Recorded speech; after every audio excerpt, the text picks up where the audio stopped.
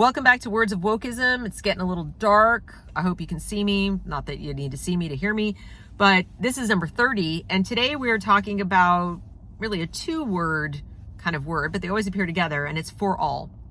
For all is communism speak, basically, and it replaces words like everyone, everybody, or in the case of education, every child, or every individual child. We are no longer in the realm of individuals. The work is nearing completion of this Marxist revolution in education, the Marxification of education, as James Lindsay would say. And we are now hearing, we parents are now hearing terms like for all much more frequently. We're hearing it, we're seeing it. It often presents in sentences with the word equitable, and that is to drive home the point that we are, as I guess a culture, as a society, according to our supposed betters in the education field, pursuing something for all at the same time. And then if all don't get this, whatever this is, this equitable quality education by somebody else's definition, not yours, mind you, not yours. We'll talk about stakeholders in another video. You're not one of them. You're part of for all. That's either what you're going to get from the stakeholders or what you're going to, or, you know, what they're going to expect of you, of all, from all. That's, you're part of for all. And that's how you have to hear it. Because everything in education right now is oriented towards teaching your child that they are part of an all. They're part of a giant collective for the greater good, the common good, the social good.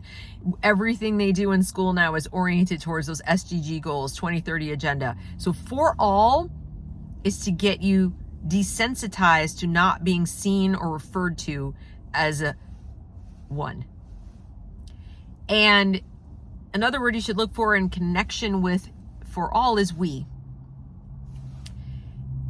I want you to stop and think every time you see that we. Who's we? And I mean who is we, not who are we, who is we, because remember, you're not part of the we that gets to decide what all is getting.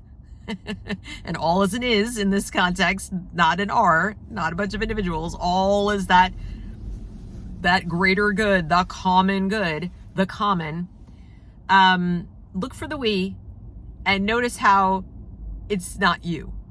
You didn't have a say. Nobody asked you what that is. So they say, we are aimed to deliver an equitable education for all. We want something for all.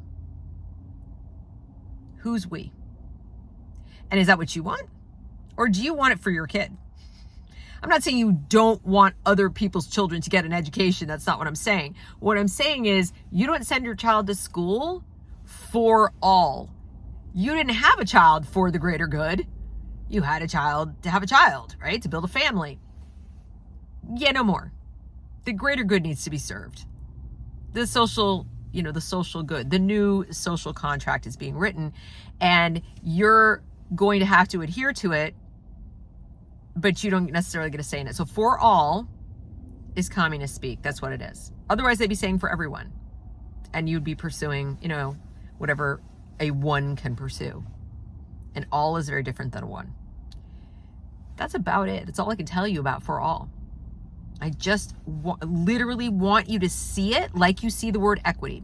So when you see the word equity now, I hope by this point in following me or watching my videos, it jumps out at you like, oh, here we go.